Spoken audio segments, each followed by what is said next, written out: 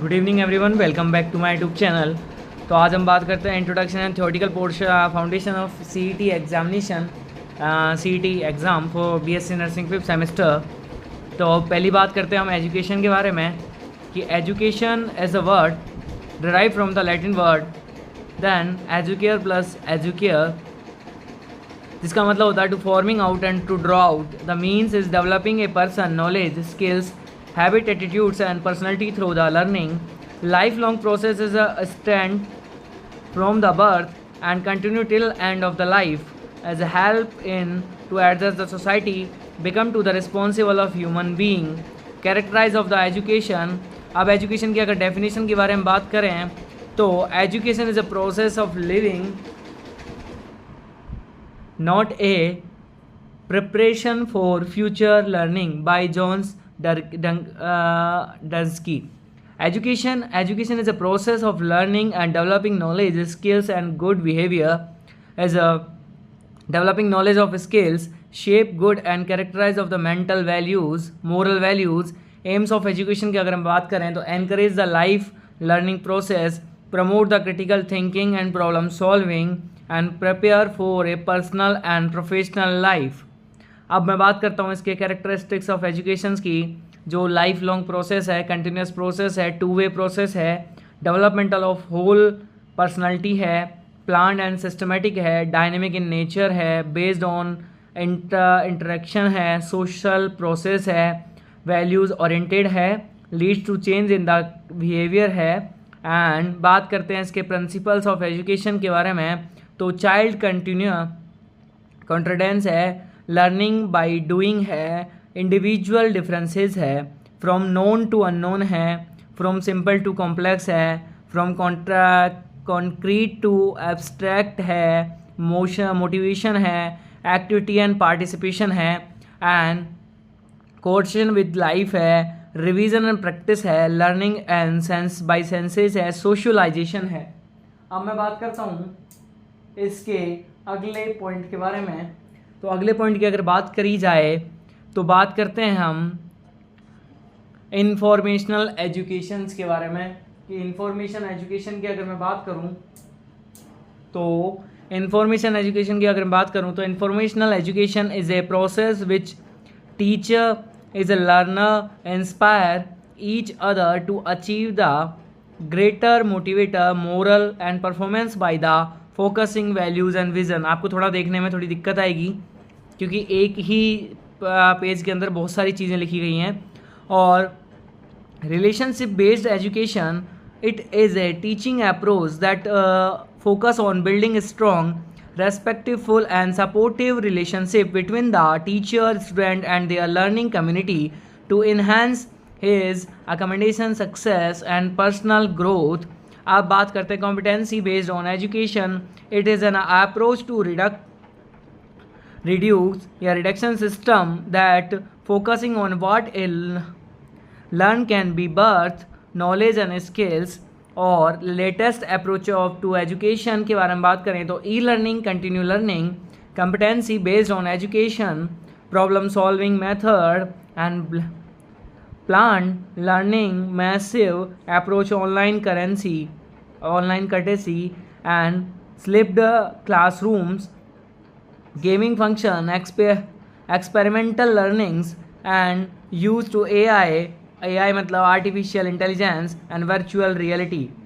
principle of teaching या principle of teaching की बारे में बात करें तो aim, goal, learning needs, interest, motivation, activity and participation, precious knowledge, individual differences, reinforcement and repetition का कोरिलेशन, सिंप्लिसिटी, एवेक्यूएशन, फीडबैक और flexibility and teacher student relationship. अब बात करते हैं वेरियर्स ऑफ टीचिंग के बारे में तो teacher related, learner related, environmental related, resources related, circumstances, curriculum related, administrative institutional related, cultural social related, psychological related और technological related। लेटेस्ट अप्रोच के बारे में अगर मैं बात की जाए तो learner is a centred approach, complementary based approach, problem based approach, collective approach, experimental approach, and blended approach, technology enhanced approach, reflective approach, transformational approach, relationship based approach. अब बात करते हैं learning. Learning is a life long process that help in the personal growth and development. Is a characterize of the learning is a process, is a lifelong process, change in behavior, active process and continuous progressive, goal oriented, expenses based, motivational enforcement and formal informal, individual differences and transfer of learning. Latest approach to learning: experimental, reflective or screen area and simultaneous based learning, blended learning. Learning theories, behaviour theory आती है, cognition theory आती है, कंस्ट्रक्शनिज्म theory आती है, इल्यूजनम theory आती है। अब बात करते हैं हम differentiate of the learning. Learning is a process of the progressive behaviour by Skinner. Learning is a process of gaining new understanding and improving the performance through the education and training and experiences. Nature of learning: lifelong process is experience based and brings change in the edge of behavior to the formal of informal, attitude process, individual process and goal oriented continuous process. Barrier of the learning: lack of motivation, poor attention and concentration, language barrier, improving teaching method, overloaded information, unreasonable environmental, physical problems, lack of resources. अब मैं बात करता हूँ teaching and learning as a process. Two-way continuous characterized process is dynamic cycling of the teaching, understanding and the learning process. Characterize is a bidirectional, continuous, goal-directed, dynamic evaluation-based process. Cycling process is a teacher teaching, fair learning, learner and the feedback by the फिर से teacher की तरफ चला जाएगा. अब बात करते हैं physiology of the nursing education. Philosophy of the nursing education. Philosophy of nursing education is a provide teaching to the create a skilled, ethical और टू द कैरी मिसेस. अब बात करते हैं हम importance of the nursing education philosophy as a curriculum planning, teaching method, moral base, student centered learning, critical thinking and personal identity. Our aims of philosophy of the nursing education is develop competence, promote the holistic care, ethical and moral values, lifelong learning, social respectability, research oriented. Teaching is a mean the guidance student to the learn and grow. Nature of teaching, इसका मतलब अब बात करते हैं हम कि teaching के समझने के बारे में. टीचिंग क्या होता है? टीचिंग एक मेथड होता है किसी भी स्टूडेंट को गाइडेंस प्रोवाइड करने के लिए, जिससे वो ग्रो कर सके और लर्निंग के थ्रू अपने आप को एक वेल सक्सेसफुल पर्सन बना सके. तो ये टीचिंग का एक पर्सनल इंट्रो हो गया कि एक टीचिंग का इंट्रो है.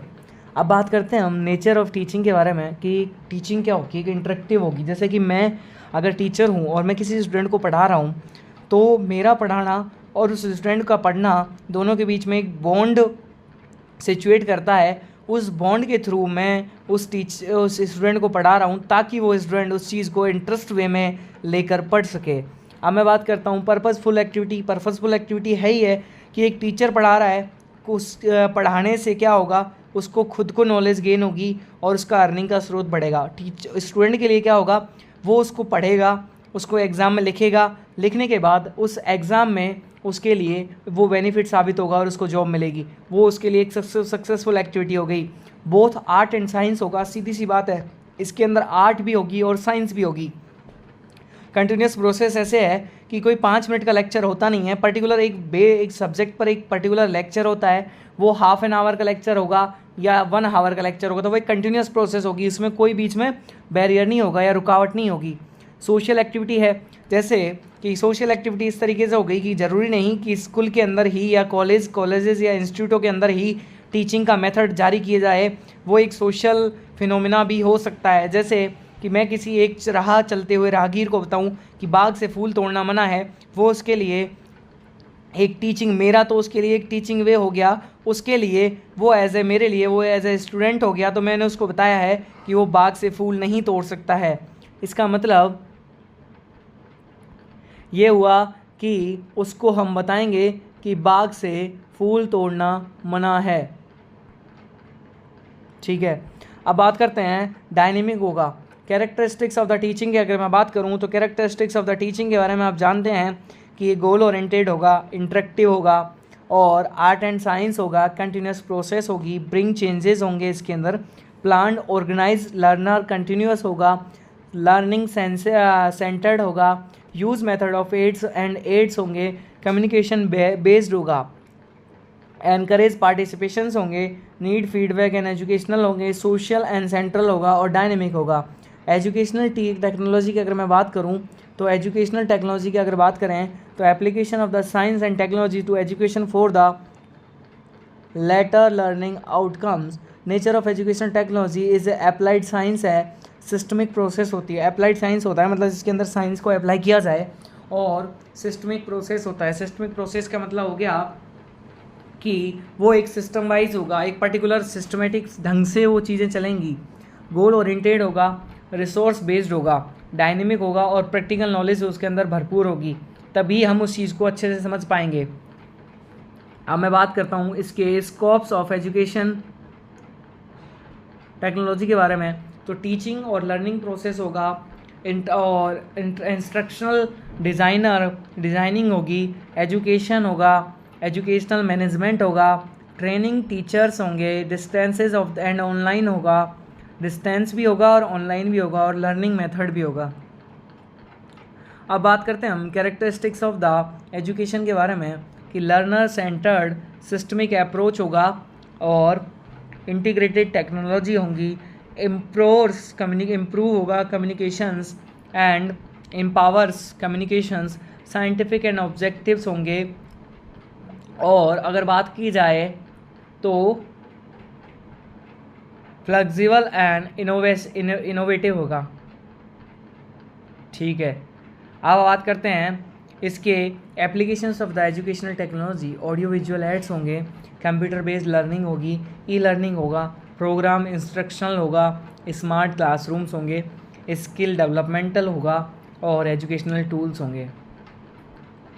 AIIMS objectives of the educational technology के बारे में बात करें तो improve the quality, make the educational scientific and systemic, use the technology, individuality of learning and individualization of learning, developing competence and skills, make education accessible, bridge the gap lectures। अब बात करते हैं approaches of the education technology के बारे में। Hardware approach होगा, software approach होगा, system approach हो गया, इंस्ट्रक्शनल डिज़ाइन अप्रोच हो गया, बिहेवियर अप्रोच हो गया, और कॉन्स्टिट्यूशनल अप्रोच हो गया। एजुकेशनल फ़िलासफ़ी की अगर मैं बात करूँ तो ग्रीक वर्ड इज़ फ़िलो और सोफिया। फ़िलो का मतलब होता है लव, एंड सोफिया का मतलब होता है विजडम, मतलब आज़ादी। Love of wisdom is a meaning of philosophy. Definition of the philosophy of education. Philosophy of education is a general theory of the education by John Erskine. And philosophy of the education is the study of aim and method of the education through the philosophy. Nature of the truth, goodness, and the loyalty. Philosophy is a study of life, truth, and knowledge and values which guide human. अब मैं बात करता हूँ philosophy of the education, the study of the aim, method, and education through the philosophy. And comparison of educational philosophy is a educational philosophers are different schools of thought, guide and teaching and learning man type of the comparison. Philosophy of education meaning is a philosophy of education mean the love of wisdom applied to the education.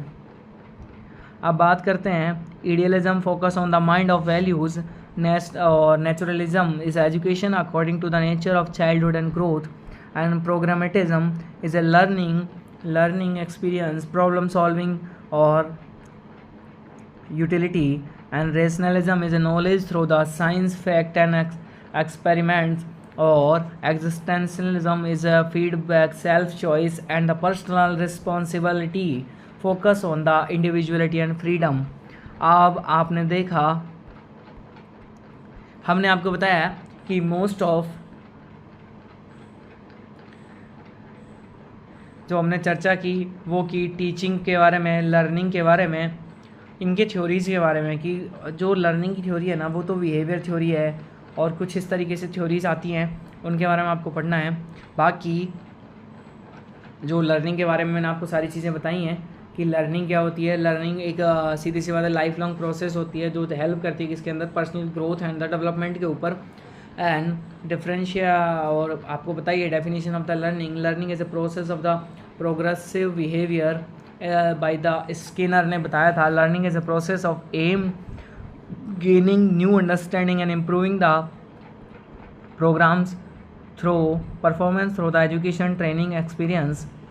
अब बात करते हैं हम principle of the learning, जिसमें रीडनेस है, motivation है, practice है और रिपीटेशनल है, एक्टिव पार्टिसिपेशन है और ट्रांसफ़र ऑफ द लर्निंग है ना, और गोल डायरेक्टेड है, एसोसिएटिव है, फीडबैक है, इंडिविजुअल डिफरेंसेस है, एक्सपेरिमेंटल लर्निंग्स है and barrier of the learning में आपको पता ही है, लैक ऑफ मोटिवेशन है, लर्निंग बैरियर्स हैं, पुअर अटेंशन एंड कंसंट्रेशन है, इम्प्रूविंग द टीचिंग मेथड्स है, ओवरलोडेड ऑफ द इंफॉर्मेशन है, अनफॉरगेटेबल ऑफ एनवायरनमेंट है, दैन फिजिकल प्रॉब्लम्स हैं, लैक ऑफ रिसोर्सेज है।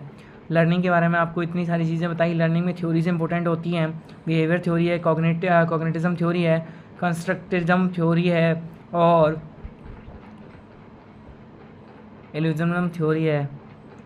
अब आते हैं हम latest approach of the learning में। आपको पता है एक्सपेरिमेंटल अप्रोच है, रिफ्रैक्टिव अप्रोच है, स्केरिया बेस्ड अप्रोच लर्निंग अप्रोच है, साइमल्टेनियस बेस्ड लर्निंग अप्रोच है एंड ब्लेंडेड लर्निंग है।